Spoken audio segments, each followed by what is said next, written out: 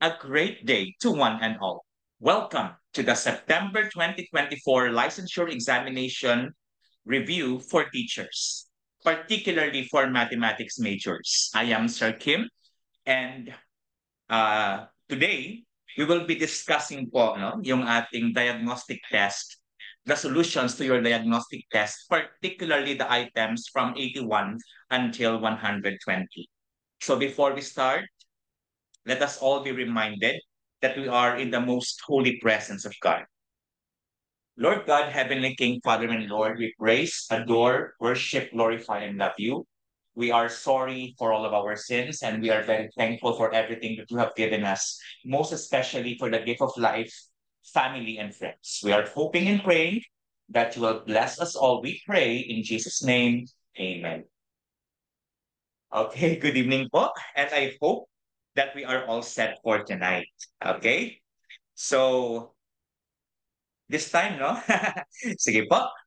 I hope na ready na po tayo. And I will be flashing the questions na sinagutan ko ninyo yesterday via quizzes. And the same thing, no? So, yung ating pong instructions is, so you have to shade the letter of the answer. And if the correct answer is not found among the choices, you have to shade the letter E. So I hope that we are all ready. So if I flash the answers, please comment your answer po sa ating chat. Okay? And take note po ha for the information of everybody, sa mga first-timers po natin dito. You will be provided with the PDF of the presentation. At the same time, I will also be providing you with the discussion ng video discussion nito sa atin pong page. So don't worry po if ever you missed it. Okay, are we ready? Sige po, let's have item number 81. Find the distance between the lines, between the line 3x minus 1 minus y minus 1 equals 0 and the point 2, negative 4. Is it A, 9 square root of 10 over 10, B, square root of 10, C, square root of 5, or D, 10 square root of 5 all over 3? Please comment your answer po sa ating chat. Okay, I could see letter A's. Tama nga kaya ang A. Do you think we have a good start? Let's check po. So, to get the distance between a point and a line, we actually have the formula, no? D equals the square root of the absolute value of the quantity, AX plus BY plus C. Take note, no? So if you have the equation of the line in general form, like this po, yan. And all over the square root of A squared plus B squared. Take note that D here stands for the distance. A, B, and C are the coefficients, no? This one of your line, particularly in the general form. So here, the point 2, negative 4, 2 is the x. Negative 4 is our y. And in this case, yung A po yung coefficient ng x. Here, A is 3. Yung B naman po ay coefficient ng y. So in our case here, B is equal to negative 1 because it's understood to be negative 1 here.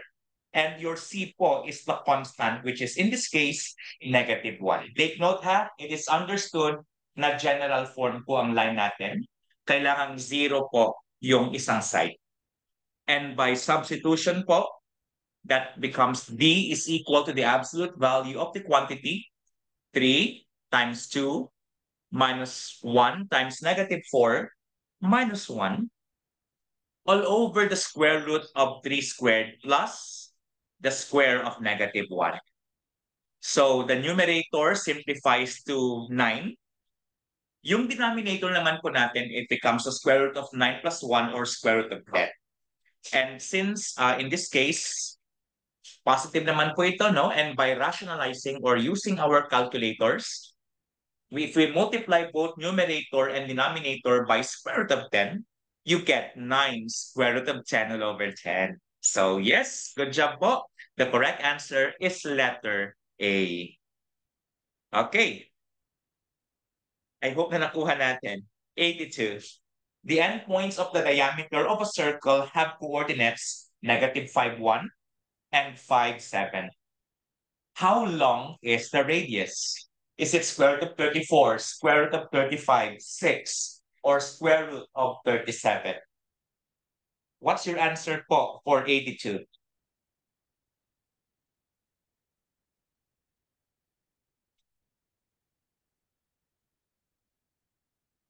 Okay, so far, not yet. All right. So take note po ha, tandaan po natin no, na yung radius po natin ay half ng ating diameter. And to get the length of the diameter, of course, we need to utilize the distance between 2 points formula. No? So D is, ito po yung distance natin no, between 2 points. So D is equal to the square root of the quantity x sub 2 minus x sub 1 squared plus y sub 2 minus y sub 1 squared.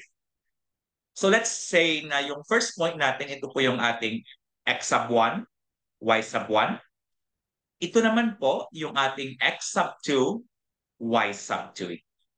And by substitution, naging D is equal to the square root of the quantity 5 minus negative 5 quantity squared plus 7 minus 1 quantity squared. Yung 5 minus negative 5 magiging 10 squared. Yung ito naman po ay magiging 6 squared. And 10 squared is 100 plus 6 squared, which is 36, is 136. So the distance between them is square root of 136. And if we rationalize them po, no? Or if we use our calculator, or I mean, if we simplify it, or to use our calculator, it's 2 square root of 34. Di po ba? Pero be careful po ha. Diameter pa lang po ito. Radius po yung hinahanap natin. And the radius is half of your diameter. So your radius is 2 square root of 34 over 2, or that's simply square root of 34. I hope na nakuha po natin. Yes, tama po. Thank you po, Ma'am Ann, and to the rest. So letter A po ang tamang sagot. Great job po, mga kaguro. 83. The two main streets of a city are perpendicular. These can be drawn in a Cartesian plane. The line representing street A passes through the points 0, negative 60, and 70, 10. The line representing street B passes through point 90, negative 30. Which of the following equations defines the line representing street B? Did you go for A, B, C, or D? Take note po natin ha. Tama man po o mali yung sagot natin, yung mahalaga po ay may natutunan po tayo sa atin. Okay? Dog daw, sabi ni teachers, ng mga teachers natin. Let's see kung tama ang D. So, dahil meron po tayong 2 points, kailangan po muna nating hanapin yung slope ng 2 points na yan.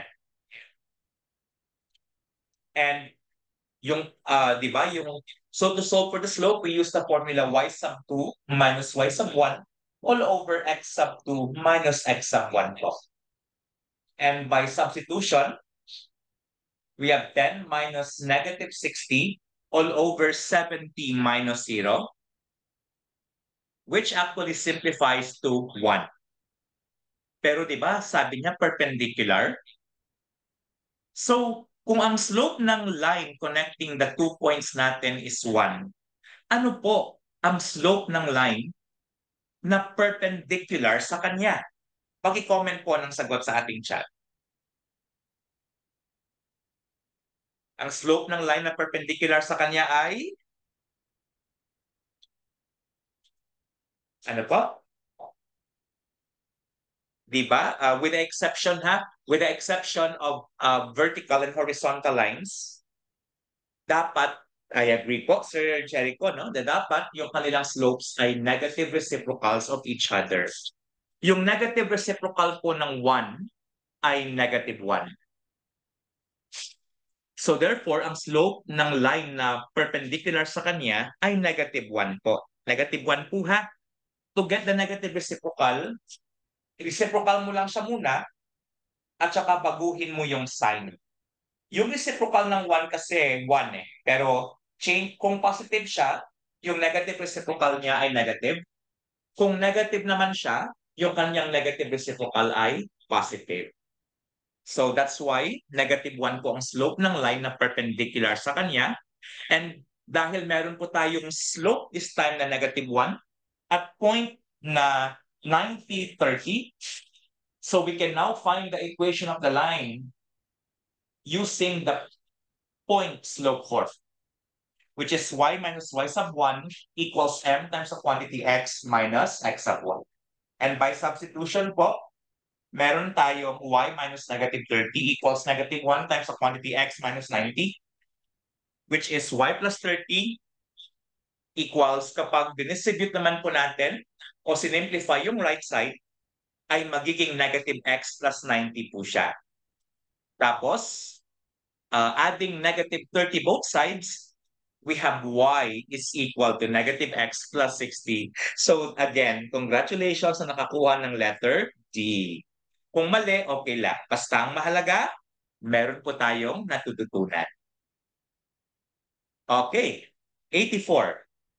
How long is the radius of the x squared plus y squared plus 4x minus 2y equals 11? Did you go for 4, 11, 14, or 16? So among our conic sections, no, ito po ay isang circle. Letter A daw, let's see. Okay. So to do this, we will employ what we call completing the square. So to do this, no, I first rearrange the terms. So lahat ng may x, pinagsama ko. O lahat kayong may x, magsama kayo. Char lang. Tapos ito naman po, lahat ng may y, pinagsama ko din. So equals 11. I just rearrange them po muna. I agree po, no? So from general, thank you po, Teacher Ann. From general form, we will express it to standard form or the center radius form. We will employ next what we call completing the square. Take note. So, dahil 1 naman po yung numerical coefficients ng x squared at saka y squared po natin, we will now complete the square. So to do that, no, yung kasama ni x na 4, 4 divided by 2, that's 2, then squared, plus 4. Diba? Kapag nagko-completing ba the square tayo, divide muna tayo ng by 2, then square the result. Ito naman po, -2 divided by 2 is -1. But -1 squared is 1. That's why nagdagdag po tayo ng 4 at saka 1 sa left side.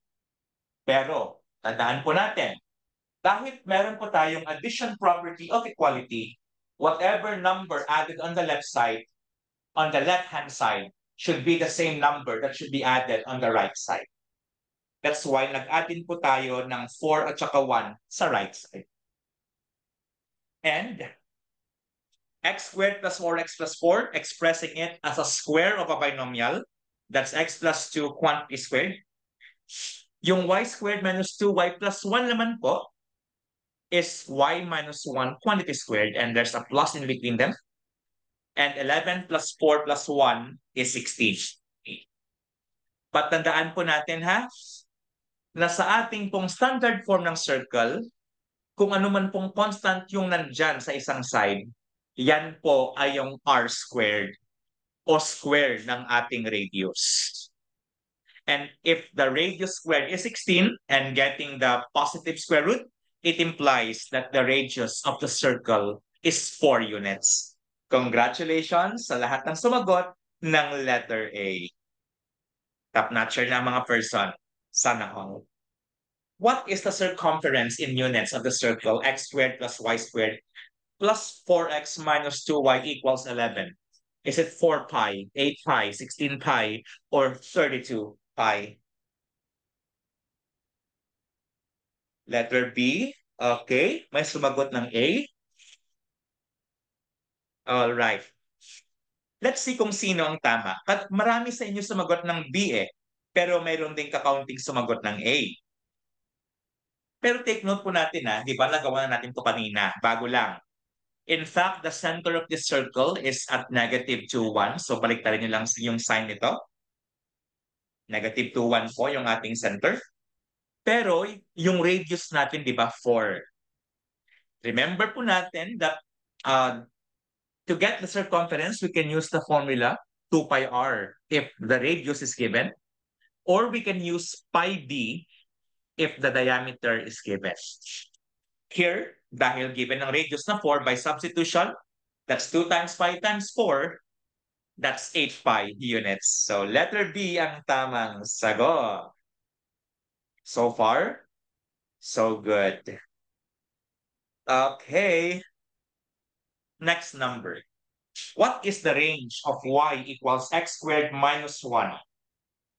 Did you go for A, y is less than or equal to negative 1? B, y is greater than or equal to negative 1? C, y is less than negative 1? Or D, from negative infinity to positive infinity?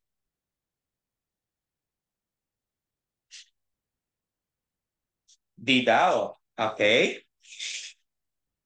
Range po yung ating hinahanap ha. Domain is a set of x. Yung range is a set of all y's. Boy o dog? It seems na boy or dog lang po tayo eh. Nako, ikaw boy ha? Meron ka bang dog? Wali. Range po yung hinahanap, hindi po domain. D daw. Okay. So actually, if you could notice, no, this is actually a parabola that opens upward and has a vertex at the point 0, negative 1. At, ito po yung graph niya actually. And if you could notice, kung nag-o-open siya upward, lahat, di ba, ano yung pinakamaba? Ang vertex is a minimum point. Dito, negative 1 ang pinakamababang y.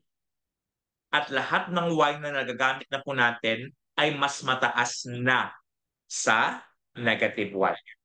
That's why the range is y. Kasama po ba si negative 1? And the answer is yes. Because the vertex is still part of the ordinate of your vertex is part of your range. So, sa lahat ng sumagot ng D, pasensya na po.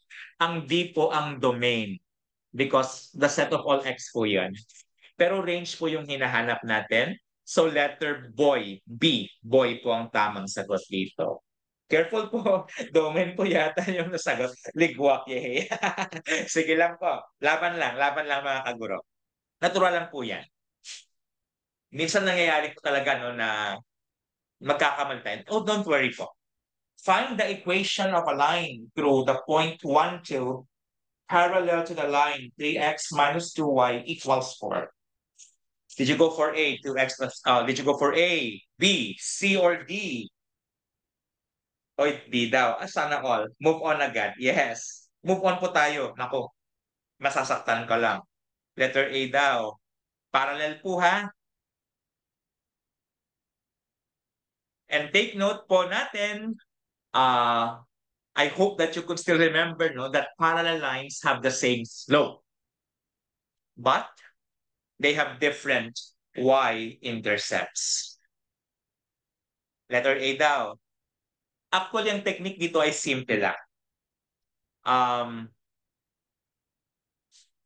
Kung parallel po sila, yung technique po dito is kopyahin nyo lang po yung kung ano yung nasa left, yung may part na may variable. No? So, kopyahin nyo lang po si 3x minus 2y at saka i-equate nyo siya sa c o sa isang constant. Bakit ganon?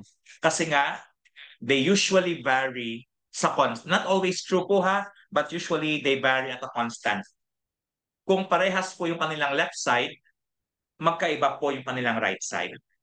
So, kinopya ko lang siya, pero ginawa kong c ang constant. And since the point 1, 2 should lie on that line, palitan po natin si x ng 1 tsaka si y ng 2. And so by substitution, you have 3 times 1 minus 2 times 2, or that's 3 minus 4 equals c, or your constant is negative 1. Pero dahil c mo ay negative 1, ang value ng c na ito ay atin ang papalitan ng negative 1. At saka kopyahin lang natin yung nasa left side. Hence, ang tamang sagot po ay letter D, mga kaguro. Letter D po. 3x minus 2y equals negative 1. Ligwak. Sige lang. Grabe siya. Okay, ganyan po talaga ang buhay. Okay lang. Nakuha po natin? May questions po or clarifications? Take note po ha, before we forget, no, before we move on, our passing score po is 20 out of 40. And hopefully, we could get at least 20 or maybe perhaps 30 or better. No? Why not? 88. What is okay, tingnan niyo po yung right triangle na yan. What is tangent to A? Okay. Is it 5, 6, 119 over 120, 120 over 119, or 13/12? Letter C daw, ang sabi ni Teacher Santa Maria. How about the others po? Try ko na po tayo. Letter C, okay. Letter D, okay. So dito nagkakaiba na po tayo. Take note po ha, tangent to A po yung hinahanap natin.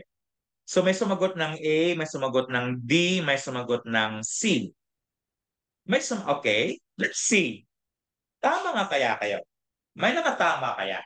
Or sino kaya ang tama sa inyo? May sumagot ng B. Naku, kompleto na. Okay, check natin. Take note po, no? That in this particular thing, di ba tangent is opposite over adjacent? So if this is your A, ang opposite niya ay 5, yung adjacent niya ay 12, yung hypotenuse dito is 13. So tangent is opposite 5 over adjacent na 12. So tangent A is 5/12. However, tandaan po natin, meron po tayong trigonometric identity that tangent to A is equal to 2 tangent A all over 1 minus tangent squared A. By the way, tangent squared A means you square the value of the tangent of tangent A. So by substitution, mga kaguro, you will have 2 times 5/12 all over 1 minus the square of 5/12. That's by substitution po. And by simplifying using your calculators, it's actually letter C, 120 over 119. So tama po si Teacher Jason. Congrats po. Sir, magpa-cheeseburger ka naman. Char lang. I hope that we get it right. I hope that you understood me po.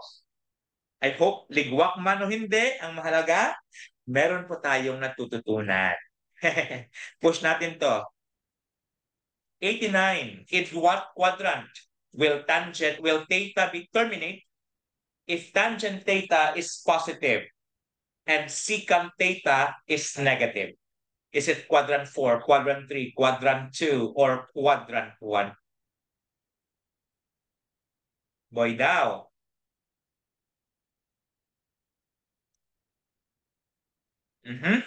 Boy?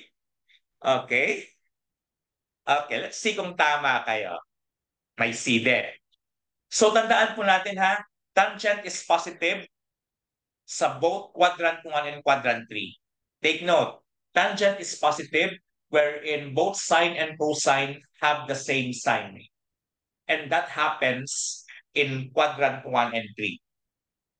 However, tandaan po natin that secant theta, secant is the reciprocal of cosine.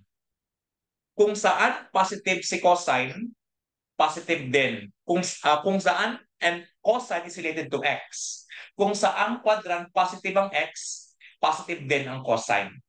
In fact, secant and cosine and secant are both positive in first and fourth quadrants, whereas cosine and secant are negative in the second and third quadrant.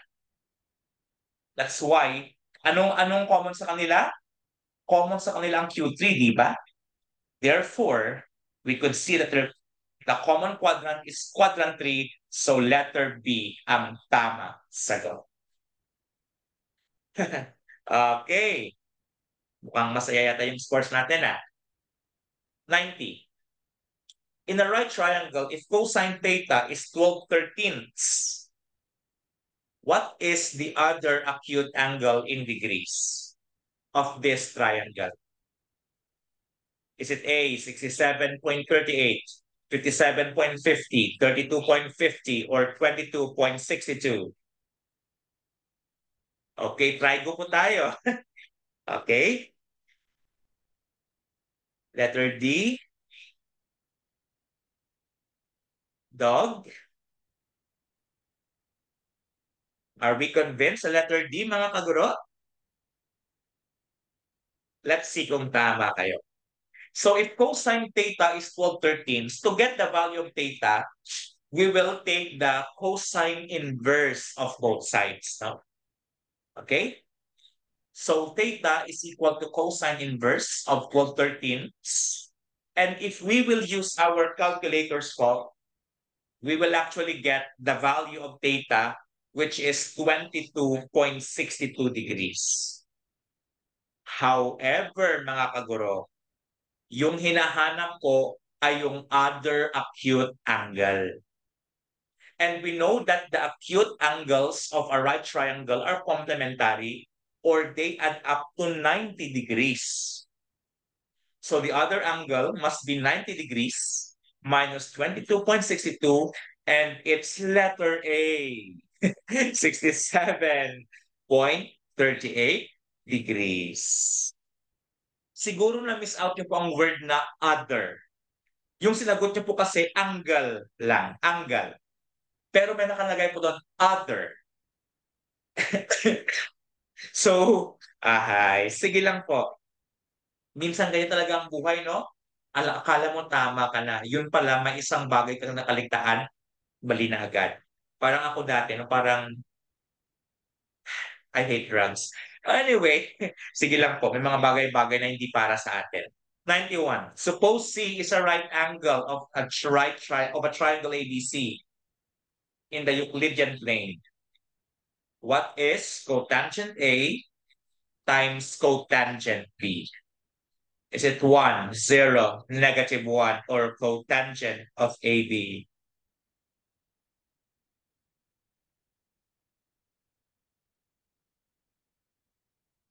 Okay?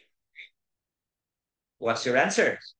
Letter A daw, 1. Ang sabi ni Teacher Jason. Okay, same din po ang sabi ni Teacher Erica, ni Teacher Tom Cruise. Naku, may tayo sa mga artista ang person ni Teacher Marivic din, at saka ng katabi ko. All right. Let's see. So if you have this one, no, in naming a conventional triangle, halimbawa, if this is a side angle A, it's capital, and the opposite is the small a. Angle B, side B, small letter. Angle C, opposite niya, small c. So if you could see ito po, no, but remember that when we speak about cotangent theta, cotangent is the reciprocal of tangent. So yung tangent is opposite over adjacent. Yung cotangent naman po ay adjacent over opposite.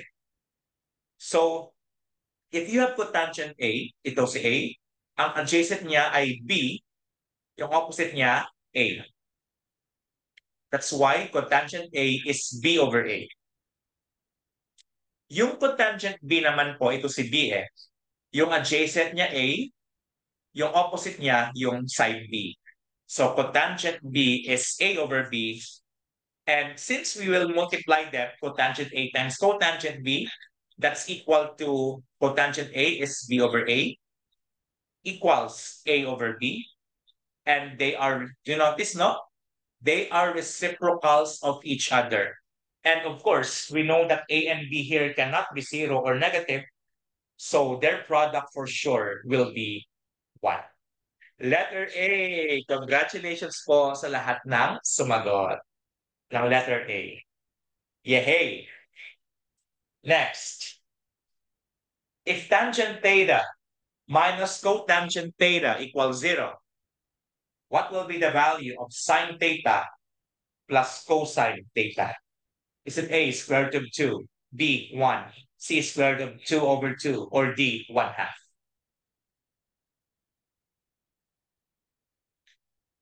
All right, 1 daw.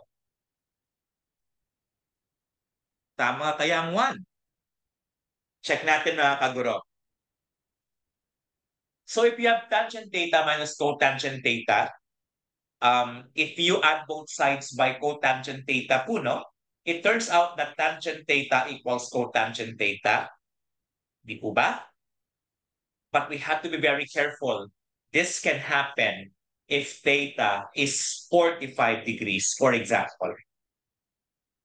And in this case, if you have sine theta plus cosine theta, we will substitute theta with 45 degrees.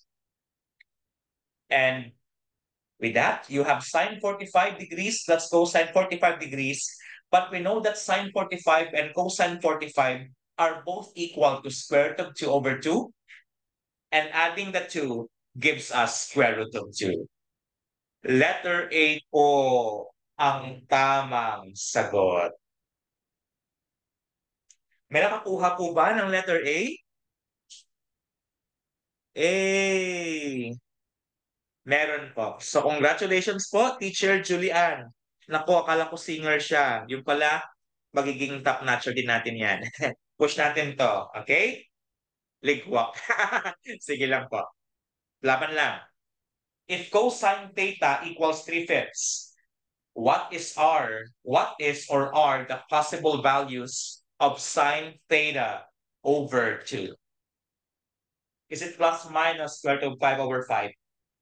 Square root of 5 over 5 plus minus square root of 3 over 5, or D square root of 3 over 5. Letter C daw ang sabi ni Teacher Tani.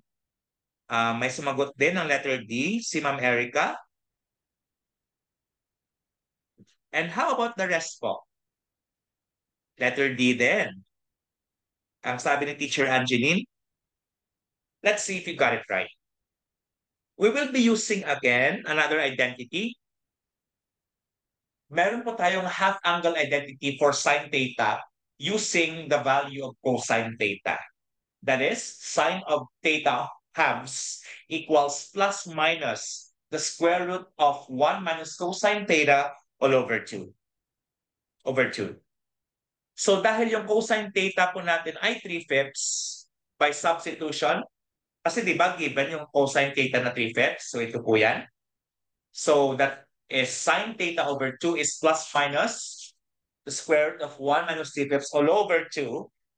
And using out, this becomes the numerator, no? 1 minus 3/5, it's 2/5 divided by 2, it's 1/5.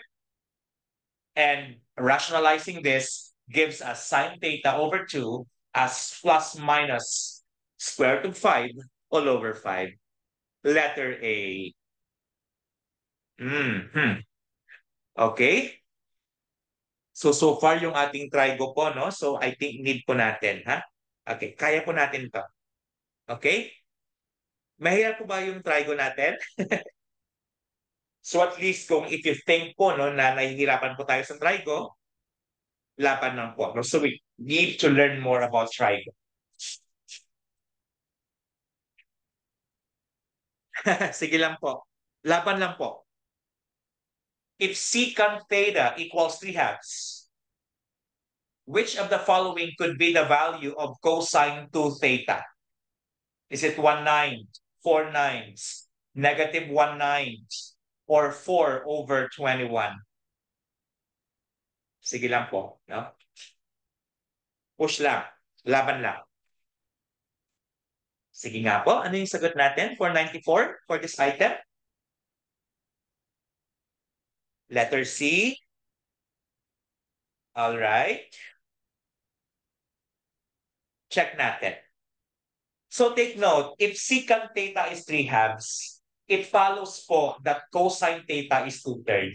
Di ba na-learn po natin na yung secant at saka cosine are actually reciprocals of each other. That's why ito po yung cosine theta is 2/3. And I hope na-recall po natin, no? Meron po tayong formula for cosine to theta. Meron tayong tatlong formulas perhaps na ginagamit dyan. Pero dahil given po yung meron po tayong formula na cosine squared theta minus sine squared theta. Meron din tayong 2 cosine squared theta minus 1, yung nakikita nyo sa screen na to. Meron din po tayong 1 minus 2 sine squared theta. Yung double angle identities po natin for cosine to theta. But dahil given po yung cosine theta na 2/3, which means you will square cosine theta. By substitution, that's 2 times the square of 2/3 subtracted by 1. So 2/3 squared is 4/9. So 2 times 4/9 minus 1 is actually negative 1/9. So letter C ang tamang sagot. Okay. Negative 1/9 po. All right. I hope na nakuha po natin 95. If cosine 2 theta equals 2/3, what is sine squared theta?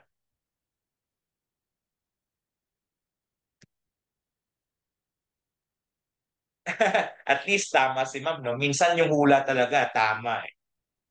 Pero alam mo yung mas masakit? Yung hindi mo nahulaan, naiiwan ka na niya. Wala eh. Okay. Okay, ano pong sagot natin dito? All right. Meron po tayong double angle identity, di ba? For cosine to theta, gaya ng nasabi ko kanina. Meron po tayong sine squared theta equals 1 minus cosine 2 theta all over 2. In fact, it's derived from the double angle identities for cosine 2 theta, no? So, sine squared theta is equal to 1 minus cosine 2 theta over 2. But given po yung 2 theta natin na 2/3 eh. So that's 1 minus 2/3 all over 2. 1 minus 2/3 is 1/3.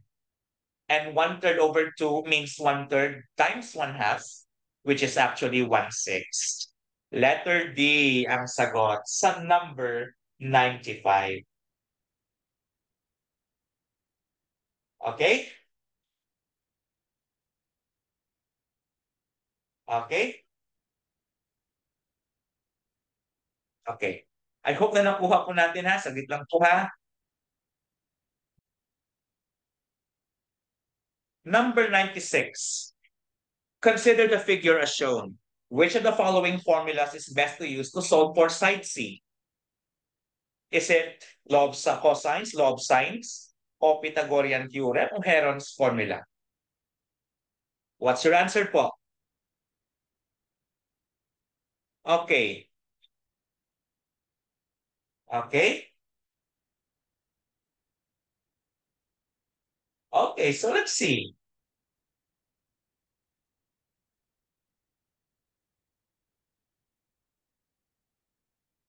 Now, okay. Letter A, law of cosines. And if you answered law of cosines, you are actually correct po. Letter A. Bakit ganon? Yung law of cosines kasi, dalawa lang yan eh. Dalawang conditions lang yan. If you are given SAS, meaning like side angle side. Or SSS, meaning tatlong sides. Dito, clearly you could see na given tayo ng, ito po, meron po tayong SAS. Side, angle, side. Dahil given po siya in SAS format. So, therefore, letter A po ang tamang sagot. And I agree with you as well, Sir Jason, no? The law of cosines is if you are given two sides and one included angle. 97. What is the area in square units of our circular sector whose central angle measures 60 degrees and the radius is 9. Okay, is it A, B, or C?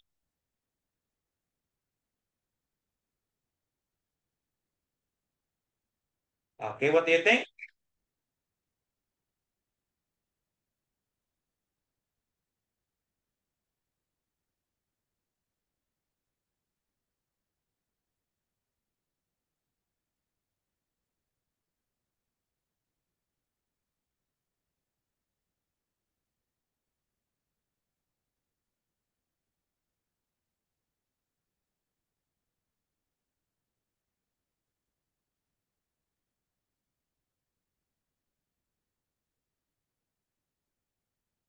Okay, let's see.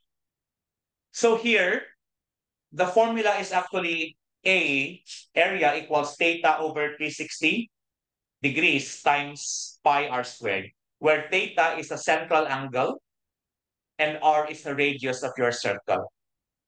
So we have yung central angle mo kasi, no, is 60 degrees, yung radius mo is 9. So that's 60 degrees over 360 degrees times pi times 9 squared. And with that, simplifying this gives us 27 pi all over 2. I hope that you got it. Letter E. Wala po siya sa ating choices. So E po ang ating tamang sagot. Okay. I hope na nakuha po natin. 198. An ant is 100 meters away from the base of the building. If the angle of elevation of the ant to the building of the tree, to the top pala, no, of the tree is 18 degrees, how tall in meters is the building? Neglect the height of the ant. Check nyo kung A, B, C, or D. I-comment po lang sagot nyo ha, CR lang po ako. And when I come back, we will discuss. Saglit lang po. Thank you.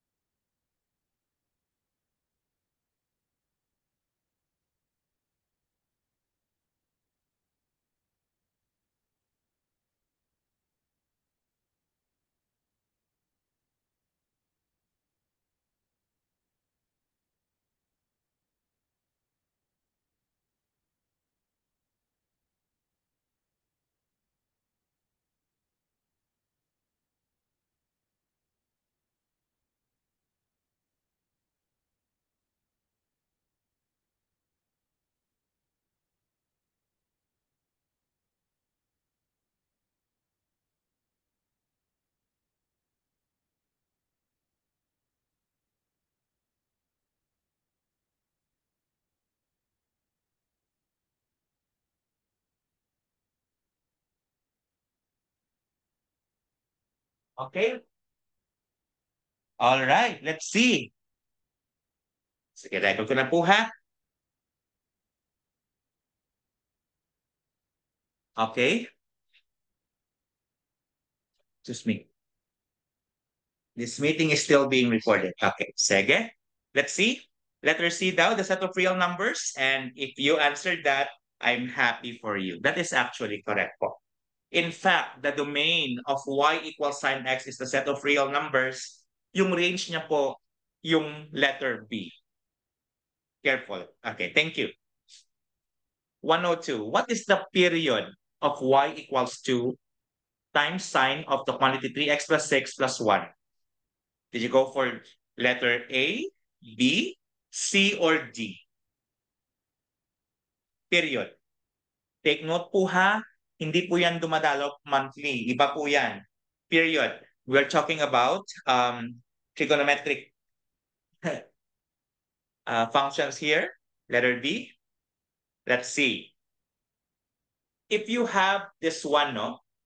If you have the function y equals a times sine of the quantity b multiplied by x minus c plus d, ang period, kung ano, take note ka, kung ano pang number yan dito, yan po yung dinidivide sa 2 pi. And so if we go back from here, sa y equals 2 sine of 3x plus 6, sa dito po, that's 2 is equal, di ba? Yung nasa loob po, yung 3x plus 6, we can factor out 3, no? Kung ano pong numerical coefficient dito, i-factor out nyo po. So, that's why yung nasa loob ay naging 3 times the quantity x plus 2, which is actually your b now. Therefore, that will be the denominator of 2 pi. So, the period is 2 pi over 3. Letter B. All right. Good. Next. Which of the following expressions is not a real number? Is it sine 0, cosine 0, tangent 0, or cotangent 0?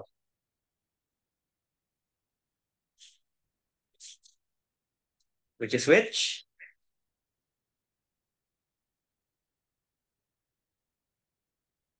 Letter D.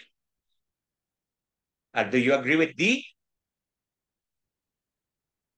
In fact, sine 0 is 0.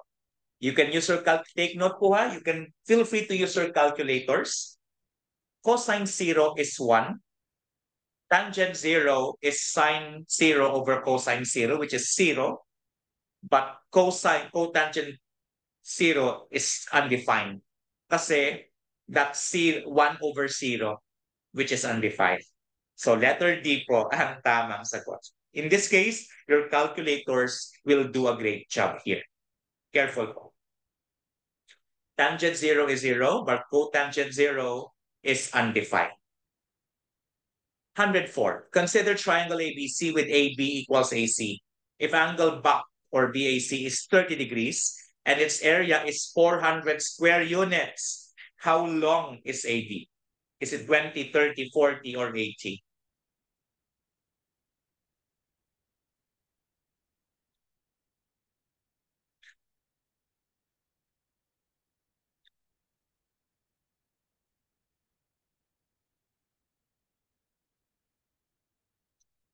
Letter C, let's see. Actually, ito po yung itsura nyo, isosceles siya. Actually, meron pong technique. Take note po natin, tandaan po natin ha. If you are given a triangle in side, angle, side format, the formula is actually 1/2 AB sine C. In other words, kung take note po kung side, angle, side, just get 1/2 the product of the two sides and multiply it with the sine of the angle between them dito po. And with that, by substitution, that's 400 equals 1/2 times x, yan po yung A at saka B natin, sine 30 degrees. Sine 30 is also known to be 1/2.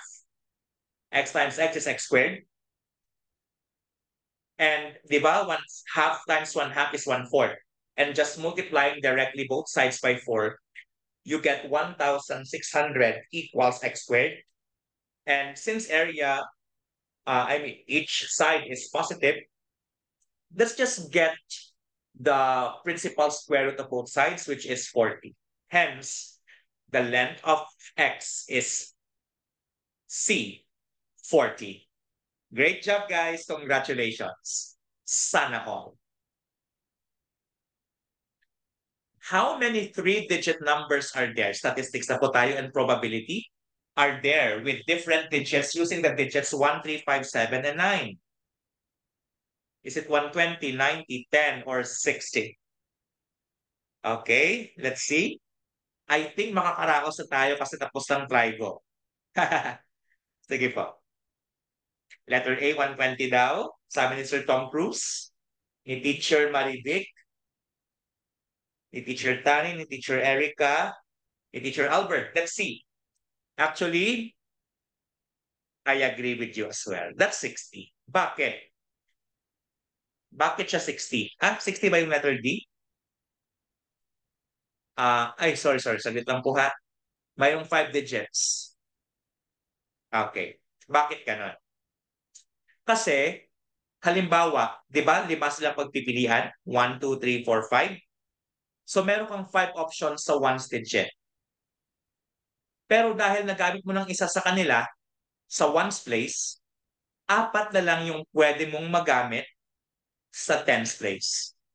And out sa 4 na yan, kapag nagamit mo na yung isa sa kanila, meron ka na lang 3 pagpipilian para sa hundreds place. And by the fundamental counting principle, we have to multiply them. And 3 times 4 times 5 is 60. Letter G.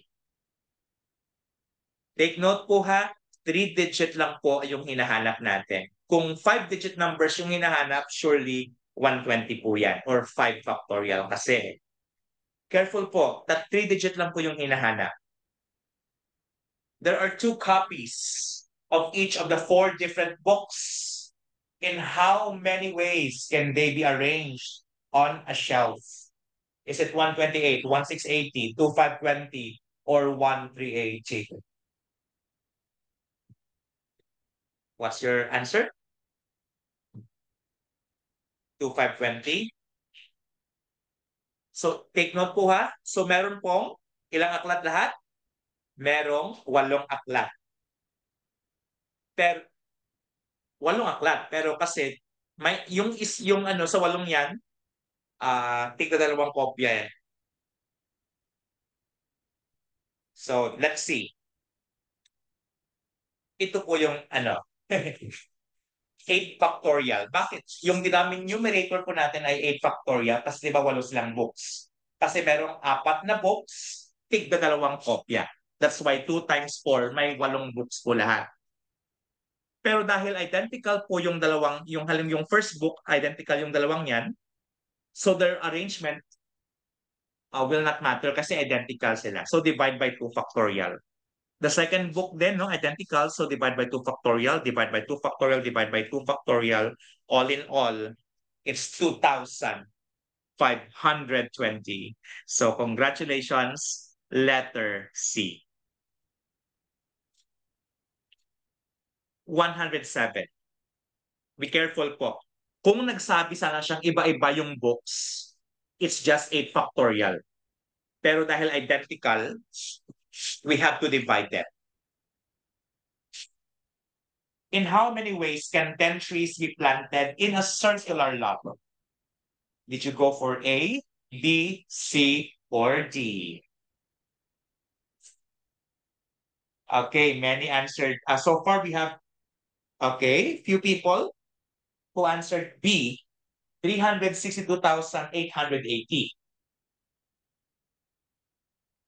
Let's see.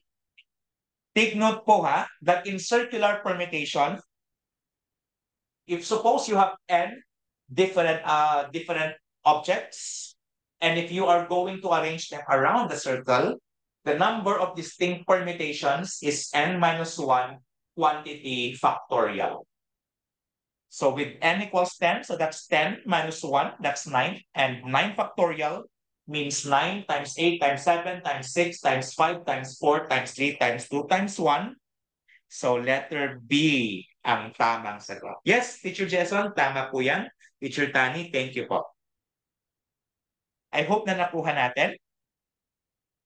108. And take note ha, kapag hindi po natin nakuha, feel free to pause the video from time to time.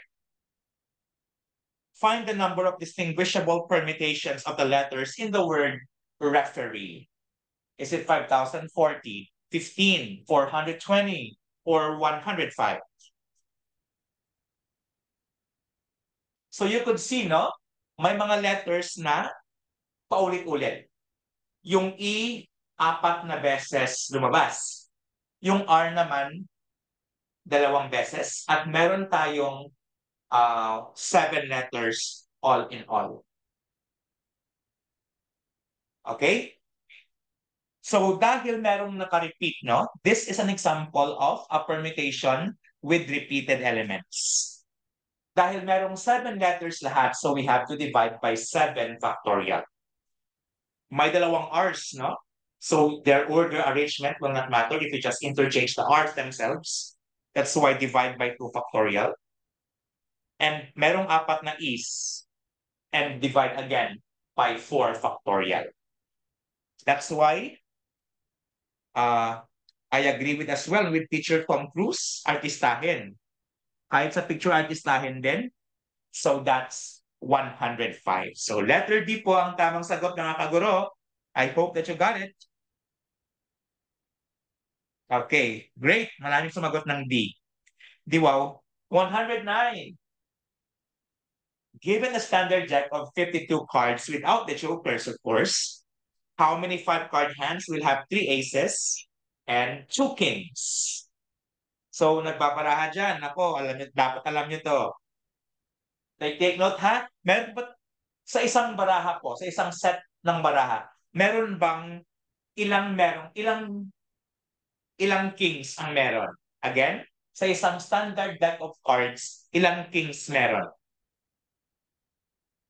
Tama, merong 4 na kings. In fact, meron ding 4 na aces. And take note, sa baraha po, basta meron kang hawak na 5 baraha, no? Order here does not matter. So this is in fact a combination problem. So a standard deck of cards has 4 aces and 4 kings. So 4C3 is the number of ways for you to have 3 aces, whereas 4C2 is the number of ways for you to have 2 kings.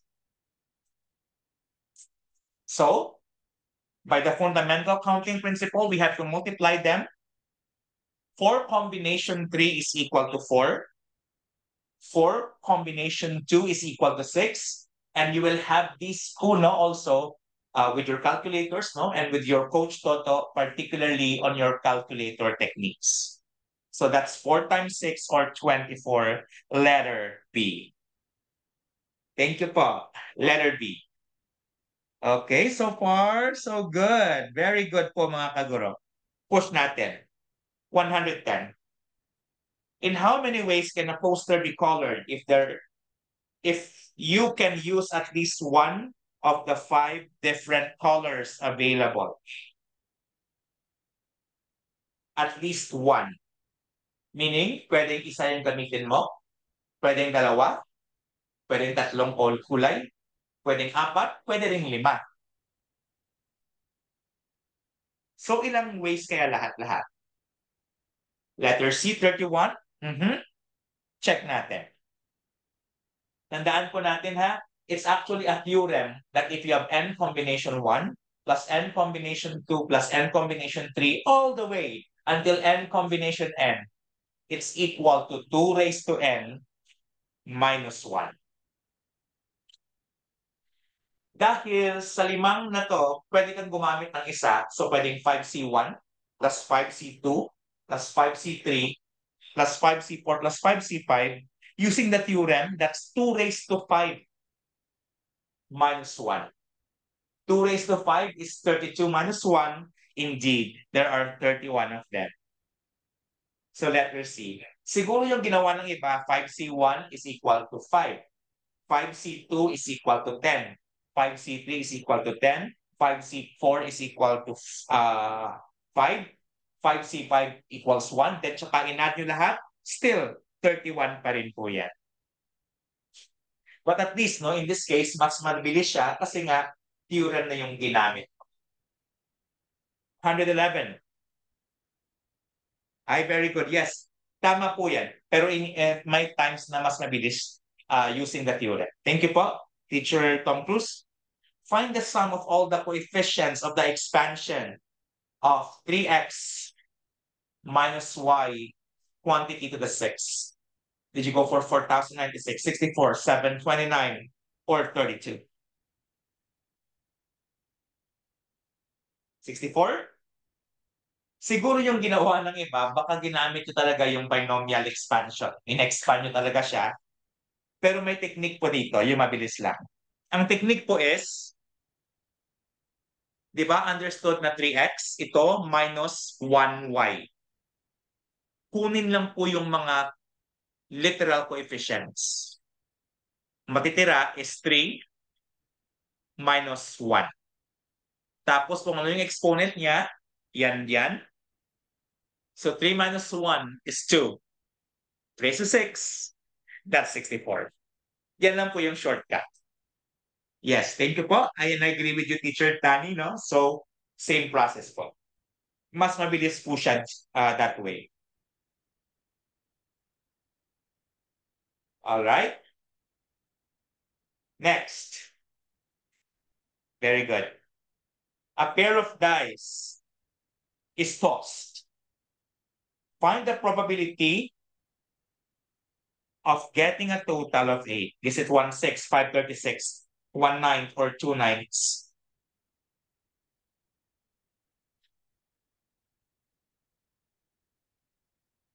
Okay. You have letter B. Let's see. By the fundamental counting principles, sa first die 6 yon, sa second die 6 din. So 6 times 6 gives you 36 possible outcomes in all. Okay? Now, to have a sum of 8, pwede kang 2, 6, 3, 5, 4, 4, 5, 3, at saka 6, 2 lang.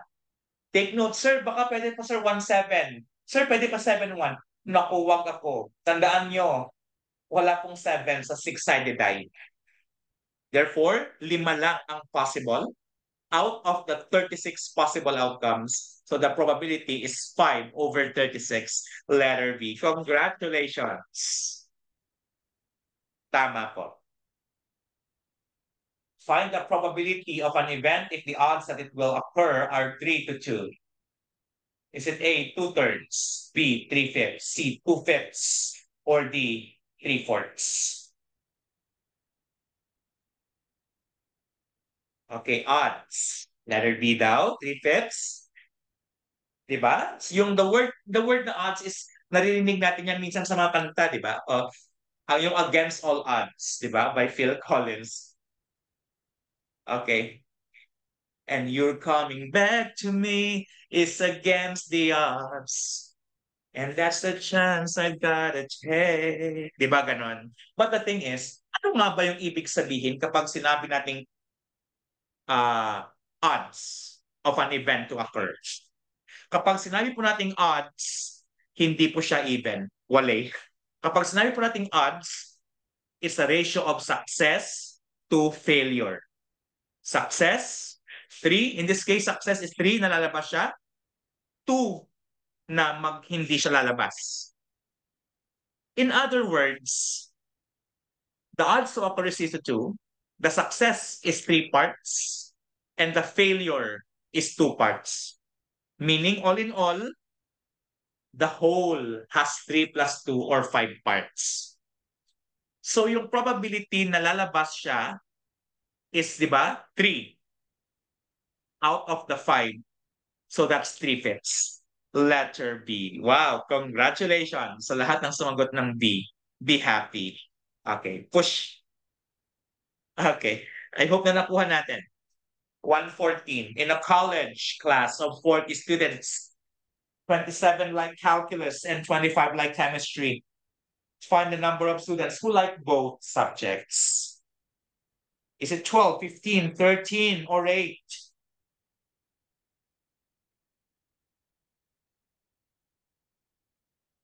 Letter A? Okay. And actually,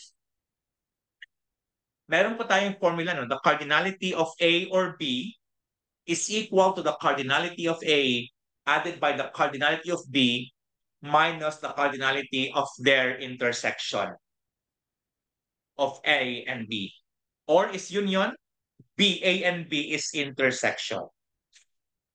Alam natin na may 40 students ng lahat-lahat. So that's 40 equals 27 people who like one of them, the other is 25.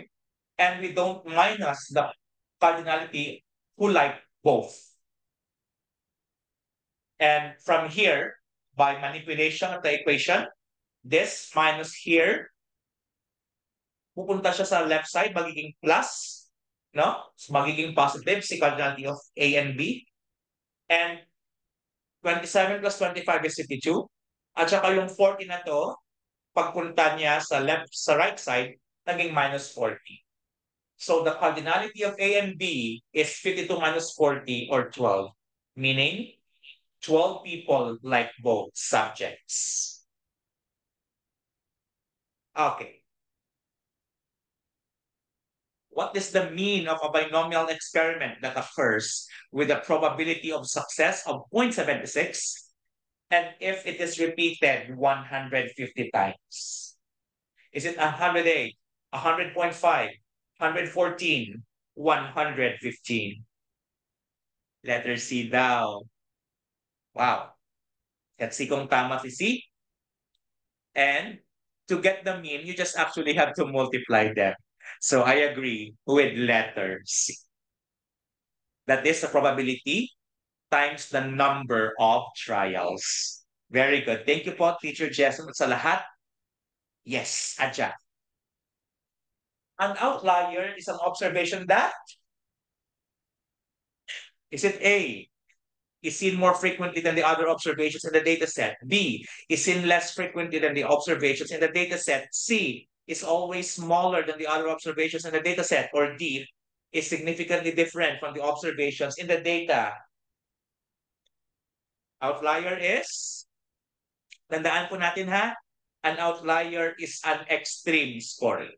Meaning, it's either extremely high or extremely low. And the correct answer is significantly different from the other observations in the data. Letter D. Outlier. Siya yung parang napakalayo sa typical o sa average. Halimbawa po, yung score nila 5, 3, 7, 10, 5, 7, 9. Tapos yung score mo 150.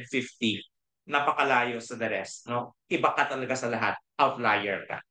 So letter D. You're a liar out, Wale. Parang ganun daw. How many statistical errors are there?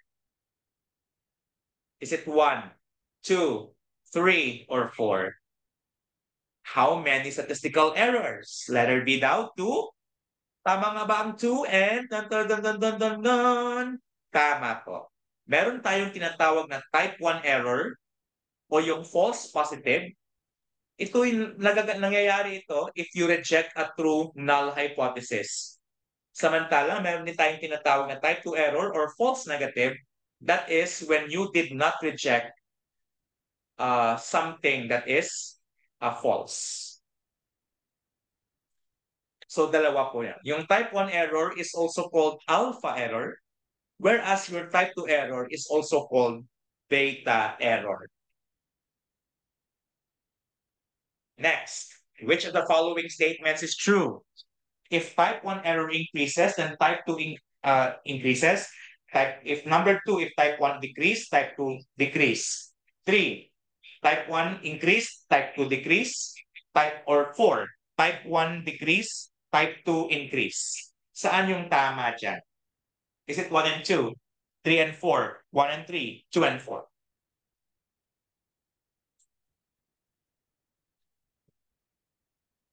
All right, letter B daw.